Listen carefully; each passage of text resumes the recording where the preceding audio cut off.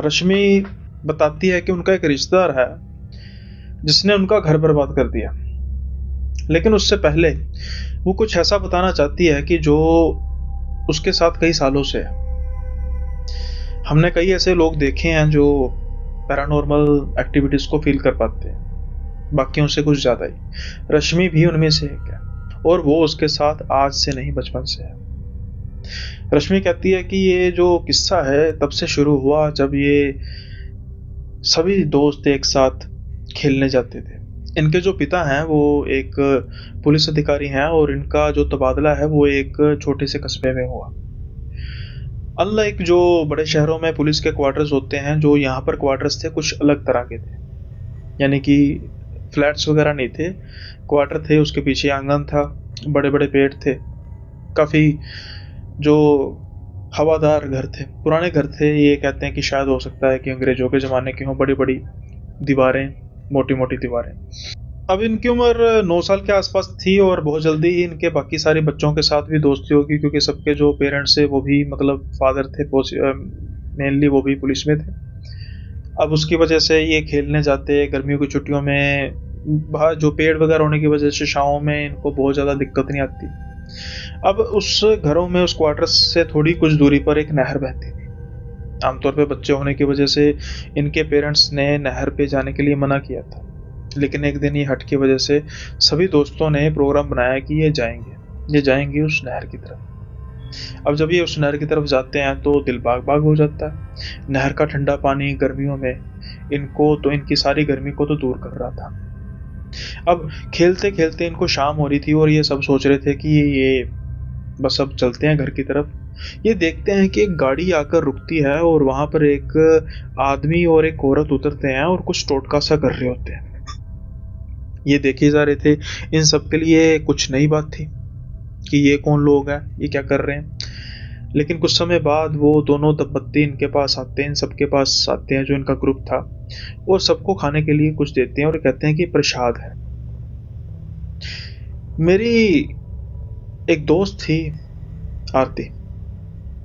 हम में से तो किसी ने प्रसाद अभी मुंह तक नहीं लगाया था, लेकिन वो झट से प्रसाद खा गई, क्योंकि वो मिठाई थी जो उसको बेहद पसंद थी, और उसने एक सेकंड भी सोचा नहीं, और वो जल्दी से उस प्रसाद को खा गई। जैसे ही उस प्रसाद को उसने खाया तो वो उन हस्बैंड वाइफ या जो भी मर्द औरत था उन दोनों के पीछे चलने लग पड़ी।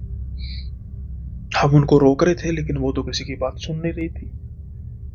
जैसे ही वो गाड़ी के पास पहुंची, उस आदमी और औरत ने हमारी तरफ देख के काफी अजीब सी मुस्कुराहट भरी, और वो उनके साथ गाड़ी में बैठ के चली गई। इससे पहले कि हम कुछ समझ पाते तो वो हमारी जो गाड़ी थी हमारी आंखों से ओझल हो चुकी थी। हम जल्दी से भागते भागते घर पे गए, और घर पे जाके सबको ये बात बताई। सबको खूब डांट पड़ी, लेकिन अभी ये जो समय था ये डांट डपट का नहीं था, ये था कि उसको ढूंढा जाए, आरती को ढूंढा जाए। लेकिन आरती मिली नहीं। एक हफ्ते बाद आरती मिलती है नहर के किनारे, लेकिन उसकी जो जान है उसके जिस्म में नहीं थी। उसकी डेड बॉडी मिलती है। हम सबकी तो मानो जैसे दुनिया ही उजड़ गई। हमारी सहेली अब इस दुनिया में नहीं थी। उसके माँ बाप का रो रो कर बुरा हाल था। वो मर चुकी थी सबके लिए, शायद मेरे लिए नहीं, क्योंकि अब वो मुझे नजर आती थी। ये पहला इंसिडेंट था जहां पर मुझे मरे हुए लोग नजर आते। वो जब हम साइकिल चलाते थे तो वो मुझे साथ में ही साइकिल पर नजर आती थी। मैंने कई बार अपने परिवार में बताया कि मुझे आरती नजर आती है, लेकिन वो मानते नहीं थे। साइकियाट्रिस्ट को भी दिखाया, लेकिन वहां पर भी मेरी जो रिपोर्ट से बिल्कुल ठीक आई।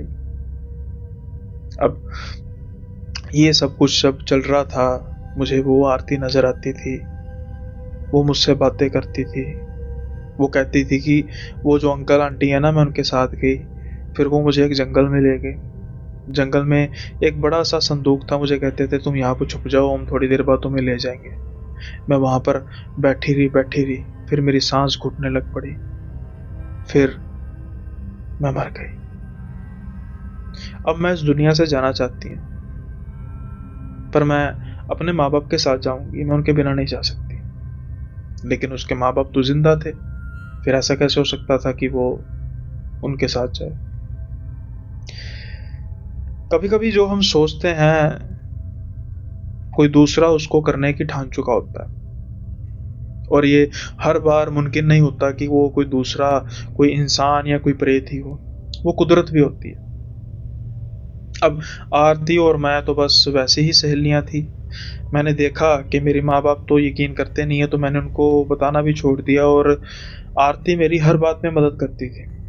जैसे जैसे मैं बड़ी होती जा रही थी तो मुझे वो हर एक आने वाली मुसीबत से बचाती थी। ठीक ऐसे ही जैसे एक दिन मुझे आरती फटाफट भागी भागी मेरे कमरे में आती है और कहती है, जल्दी से अपने और अपने परिवार को घर के बाहर लेके जा, जल्दी से लेके जा। मैं अचंभित नहीं थी, मुझे था कि शायद कोई ना कोई गड़बड़ है। मैं जल्दी से अपने भाई को कहती हूँ, भाई बाहर निकल। भाई तो निकल जाता, लेकिन पिताजी तो थे नहीं घर पे। लेकिन माँ जो है वो बस सवालिया निशान होता है, और वो बात करते करते घर से निकल जाती हैं। वो हमें डांट ही रही होती हैं कि तुम बाहर क्यों लेकर आई, हमें क्या बात है। देखते ही देखते जलजला आता है, इतना भयंकर कि मकान गिरते हैं हमारी आंखों के सामने, बहुत से लोग मरते हैं। क्या आप जानते हैं कि उन मरने वाले लोगों में से आरती के माता पिता भी थे। कुछ दिन बीतते हैं, मुझे आरती नजर आती है फिर से, और वो कहती है बस मैं अब जा रही हूँ। मैंने अपने माता पिता को साथ लेकर जाना था, अब मैं वापस तुम्हें कभी नजर नहीं आऊंगी। हमारी दोस्ती यहाँ तक थी। लेकिन मैं कभी इस बात को समझ नहीं पाई कि मेरे साथ अक्सर ऐसा होता क्यों है। अब मैंने हायर एजुकेशन करनी थी, उसकी वजह से मुझे बड़े शहर में जाना पड़ा, और मेरे नाना नानी एक बड़े शहर में रहते हैं। वहाँ पर मैं रहने के लिए जाती हूँ। मुझे तीसरी मंजिल का कमरा दिया गया होता है। सुख सुविधाएं सभी थी, एसी वगैरह लगा था, ताकि तीसरा कमरा इसलिए था कि वहाँ पर बहुत ज़्यादा इंटरफेरेंस किसी की हो ना, और आराम से बच्ची पढ़े। अब मैं रात को सो रही थी, तो जो मेरे बिल्कुल साथ में चेयर थी ना, मुझे अचानक वहां पर लगता है कि जो मेरी नानी जी है ना, वो बैठी हुई है। वो बड़े गुस्से से मेरी तरफ घूर रही है। मैं काफी ज्यादा हैरान थी कि नानी जी तो हो ही नहीं सकती। मैं जल्दी से जाकर लाइट जलाती हूँ, और वहां पर कोई होता नहीं। अब मैं इतनी कॉन्फिडेंस से क्यों कह रही थी कि नानी जी हो नहीं सकती, क्योंकि नानी जी के घुटनों का ऑपरेशन हुआ था, वो तो चल फिर ही नहीं सकती थी, तो फिर एक ऐसी औरत तीसरी मंजिल तक कैसे आ सकती है। सुबह सुबह मैंने नानी जी से बात की। नानी जी डर गई, और उन्होंने फिर ग्रह पर शांति के लिए हवन वगैरह कराया, और कुछ दिन सब कुछ ठीक रहा। लेकिन उसके बाद फिर एक एंट्री होती है। आप सोच रहे होंगे कि मैंने कहा था कि एक इंसान घर को बर्बाद कर देता है, ये वही इंसान था। घर में आई थी मेरी मासी जी, लेकिन आज उनका आना कुछ अलग ही तरीके का था। यूं कहें कि वो हमेशा के लिए आई थी। वो अपने पति को छोड़कर घर में आई थी, और नानी जी के साथ उनकी खूब लड़ाई हुई कि ऐसे कैसे इस उम्र में, क्योंकि उनकी जो उम्र थी अब 45 साल के आसपास थी, तो अपने घर छोड़कर आ सकती है। लेकिन मामा जी की सपोर्ट थी, कहीं ना कहीं मामी जी की भी सपोर्ट थी। अब आप सोच रहे होंगे कि मामी जी, मतलब आमतौर पर ये रिश्ता ऐसा है कि इसमें कसक रहती है, और एक जो निनान जिसे कहते हैं वो घर आ रही है, और भाभी को बुरा ना लग रहा हो, कुछ तो होगा, हो सकता है। मौसी जी जो हैं वो बहुत ज्यादा मेकअप करती थी, और वो चाहती थी कि मैं जवान ही दिखूं, लेकिन उम्र के आगे किसका जोर। वो इस चीज को लेकर हर दम परेशान रहती थी, और मुझसे भी कहती रहती थी कि कुछ देखना रश्मि, कुछ ऐसी कोई मेकअप वगैरह के बारे में ढूंढना जहां पर मुझे, मतलब मेरी जो फेस है वो बिल्कुल ग्लो करे। लेकिन अब ढलती उम्र, जैसे मैंने कहा, किसका जोर। अब हमारे घर में फिर से एक बार ट्रेजेडी होती है, और जो मेरे नाना थे वो बिल्कुल तंदुरुस्त, बिल्कुल ठीक ठाक, और अचानक से वो बिस्तर पर पड़ जाते हैं। वो अपनी आखिरी सांसें ले रहे थे। अपनी आखिरी सांसों में वो मेरे को बुलाते हैं और वो कहते हैं कि बच के रहना बेटा, वो ठीक नहीं है। मैं समझ नहीं पा रही थी कि ये किसकी बात होती है। फिर वो अचानक से मर जाते हैं। लाखों सवाल जो थे वो अपने आप में छुपाए चले जाते हैं। मैं समझ ही नहीं पाई कि किसकी बात हो रही है। अब कुछ दिन बीतते हैं तो मासी जी कहती है कि मैं कुछ ब्यूटी पार्लर का काम शुरू कर रही हूँ। मैंने एक प्रॉपर्टी देखी है जहाँ पर नीचे शॉप है और ऊपर ना फ्लैट है। अब बेटा मैं वहाँ पर अकेली तो रह नहीं सकती, तो तू क्या मेरे साथ रहेगी? अब जब ये बात मैं सुनती हूँ तो मैं अपनी माँ से परमिशन लेती हूँ, वो भी मना नहीं करती। नानी जी काफ़ी रोकती हैं कि नहीं नहीं बेटा तू यहाँ पर रह, मामा जी भी मामी जी भी, लेकिन अभी मासी जी के आगे किसकी चलने वाली थी। जैसे ही मासी जी एक बार कहती हैं कि जाना है तो जाना है, अब मैं घर उनके जाती हूँ तो वहां पर फिर से मुझे कुछ अजीब सी हरकतें महसूस होती हैं। एक बार वहां पर मैंने अपनी माँ को देखा। वो माँ मेरी रसोई में से बाहर निकल रही थी, मेरी तरफ देख के मुस्कुराती हैं, वो दूसरे कमरे में जाती हैं जहाँ पर मासी थी। लेकिन जैसे ही मैं वहां पर जाती हूँ वहां पर तो कोई था ही नहीं। और होता भी कैसे, इतने कम समय में माँ बिना कुछ बताए मुझे कहाँ वहां पर ये घर में कैसे आ सकती है। जो कस्बे में माँ रह रही थी वहां से कम 7 घंटे का रास्ता था। मैं माँ को फोन करके बताती हूँ, माँ भी विश्वास नहीं करती, मासी भी विश्वास नहीं करती। लेकिन एक दिन एंट्री होती है और हम किसी काम से नानी जी के पास गए थे। देखा जाए कि मासी जी को एक फोन आता है और वो किसी काम से बाहर जाती है। फिर फोन आता है कि वो आज रात को आ नहीं पाएंगी, उनको 1-2 दिन लगेंगे। उसी दौरान मेरी एक छोटी मासी जी हैं, वो आती हैं अपनी बेटी के साथ। हमारी बातें होती हैं और बातों बातों में जब मैं कहती हूँ कि मैं यहाँ नहीं रह रही, मैं तो मासी जी के पास रह रही हूँ, और उसकी चेहरे के हाव भाव चेंज हो जाते हैं। क्योंकि वो कहती है कि तुझे पता नहीं है मासी के बारे में। तो वो मैं कहती हूँ कि बता ली क्या बात है। हाँ, हस्बैंड के साथ डिस्प्यूट हुआ है। ऐसा कहते नहीं, मैं तुझे सिर्फ बता रही हूँ और तेरी समझ जो होगी वो देख लेना, लेकिन ये जो हमारी मासी है ना, ये जादू टोना करती है। तुझे पता है ये खुद को जवान रखने के लिए लोगों की बलि लेती है। तुझे भी उसने इसलिए रखा है, धीरे धीरे ये तेरी बलि ले लेगी। मैं तो जैसे उसकी बात सुनकर हंसने लग पड़ती कि तू कैसी बातें कर रही है, लेकिन वो बिल्कुल सीरियस थी। ये बात मेरे मन में घर तो कर चुकी थी, लेकिन मैं इस बात पर विश्वास करती कैसे? मेरा सगा रिश्तेदार क्या कुछ ऐसा कर सकता है? वो कर सकता है। एक बार मैं रात के समय में अपने नाना जी के घर आने वाली थी, कुछ काम था मुझे, और मैं रात को निकलती हूँ मासी जी को कह के। मासी जी कहती ठीक है मैं अकेले रह लूंगी, एक रात की तो बात है। अभी मैं आधे रास्ते में जाती हूँ तो अचानक से मुझे याद आता है कि जो मेरा मोबाइल है वो तो वहीं पे रह गया। अब जो घर का मेन डोर था वो डबल लॉक था, यानी अंदर से भी लॉक किया जा सकता था, और अगर किसी के पास चाबी है तो वो बाहर से भी खोल सकता था। मेरे पास भी उसकी चाबी थी। रात के समय मैं सोचा था कि मासी जी सो गई होंगी। मैं धीरे से दरवाजा खोलती हूँ, अंदर आती हूँ, लेकिन अंदर का नजारा ही कुछ और था। मेरे कमरे में लाइट तो बंद थी, लेकिन किसी दिए के जलने की रोशनी आ रही थी। मैं देखती हूँ मेरी मासी वहां पर फर्श पर बैठी हुई है, मेरी फोटो उसने रखी हुई है वहां पे, और वो कुछ तंत्र मंत्र कर रही है। मैं उसे देख के डर चुकी थी और मैं जल्दी से फिर आती हूँ बाहर। आज मुझे इस बात का एहसास हो चुका था कि मेरी मासी मेरे साथ कुछ गलत कर रही है।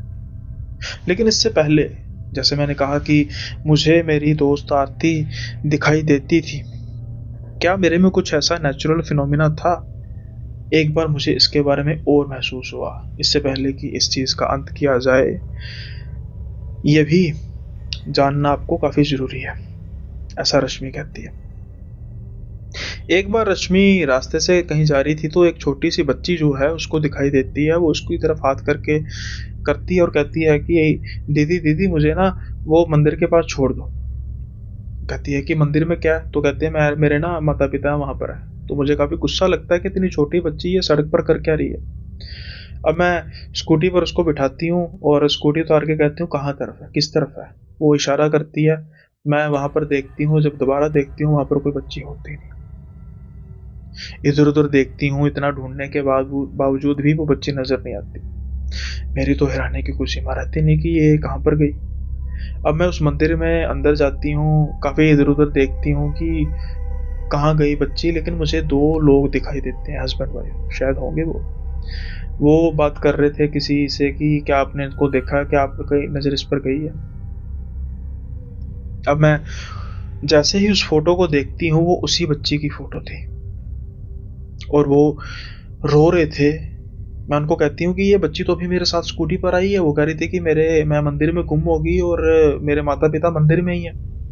तो वो खुश हो जाते हैं कि कहाँ पे है, कहाँ पे बताओ। कहती पता नहीं, मैं अंदर आई, मैं देखा आपके इधर इस तरफ मंदिर की तरफ, तो वो गायब हो चुकी थी, वो थी नहीं। तो इसके माता पिता कहते हैं कि बेटी 10 दिन हो चुके हैं हम उसे ढूंढ रहे हैं। ये तो हैरान हो जाती है कि 10 दिन हो चुके हैं, ऐसा कैसे हो सकता है। 10 दिन से वो बच्ची कर क्या रही थी, कहाँ गई होगी, कहाँ रह रही होगी।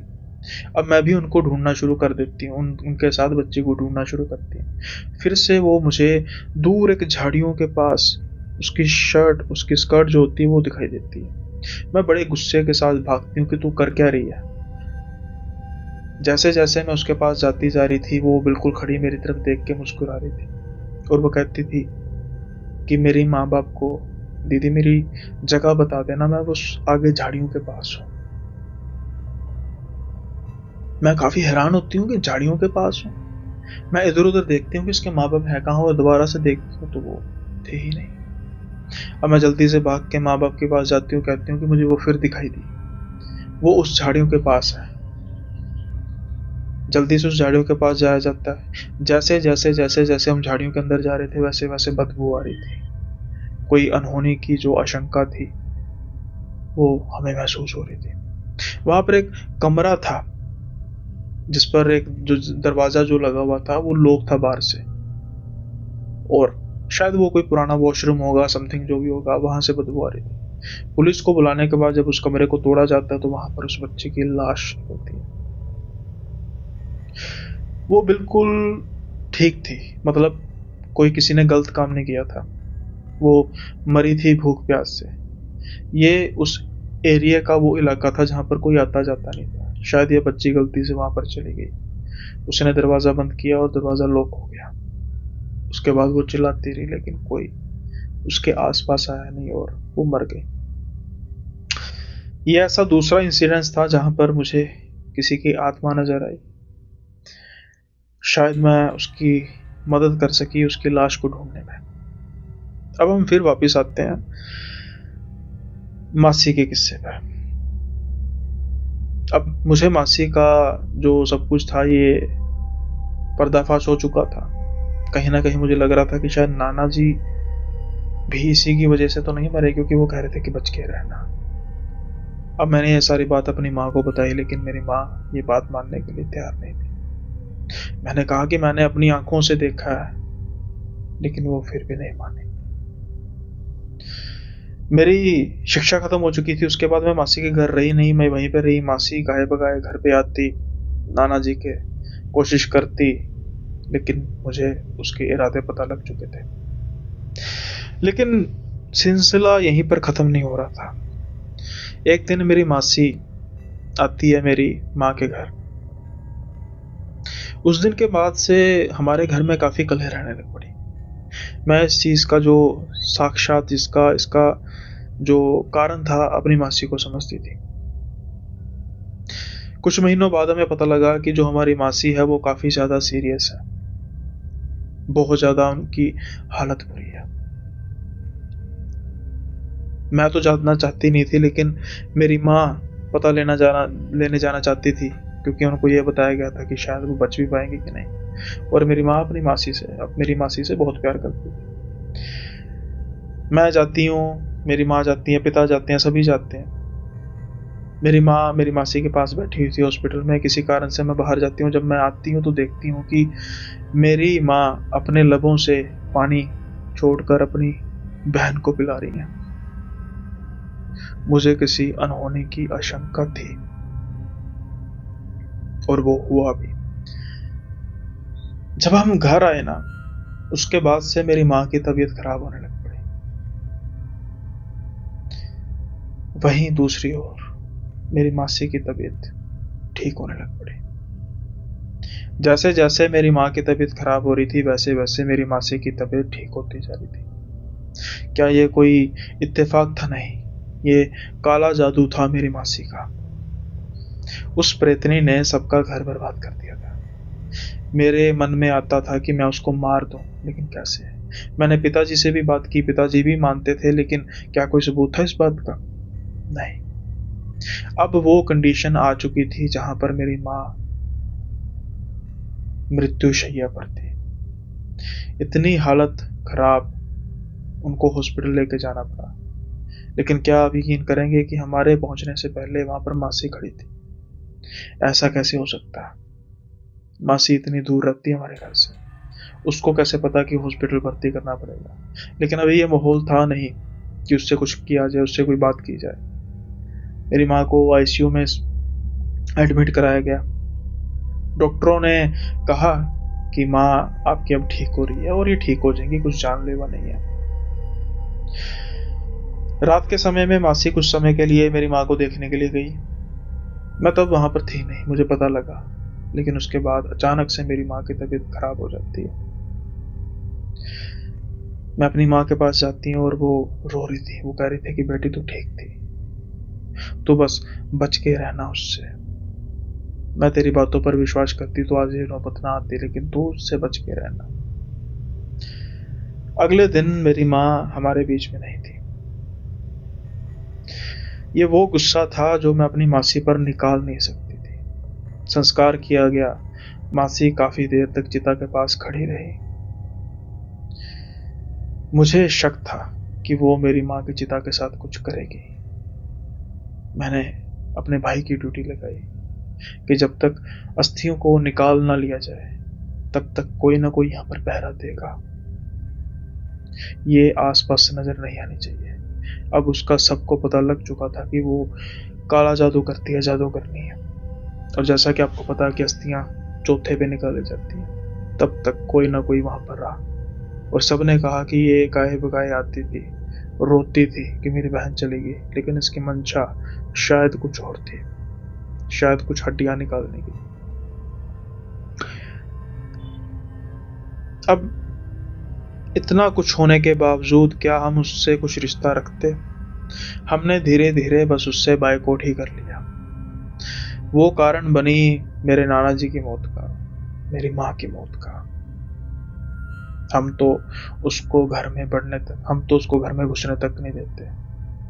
लेकिन मेरी नानी, मेरे मामा, मेरे मामी तो उसके गुलाम है जैसे। और हाँ, एक और बात, ढलती हुई उम्र पर किसका काबू, ये उस जादूगरनी ने कर लिया। जिसकी उम्र दिन बर दिन ढलती जा रही थी, अब वो ऐसा लग रही है जैसे कोई 30 साल की जवान हो। और मेरी तबीयत अब खराब रहती है। अभी तो मैं शादी के लायक भी नहीं हुई, लेकिन मुझे ऐसा लगता है कि मेरी उम्र 50 साल की हो गई है। क्या कुछ किया उसने, ये पूछना क्या वाजिब है? ये सब कुछ जो मैंने पिछले इतनी देर से सुनाया, ये शायद इस चीज का जवाब है। आज मैं मिस करती हूँ अपनी दोस्त आरती को, कि अगर वो होती तो यहां तक नौबत नहीं आती। लेकिन जो चला गया, उसको कैसे वापस लाया जा सकता है?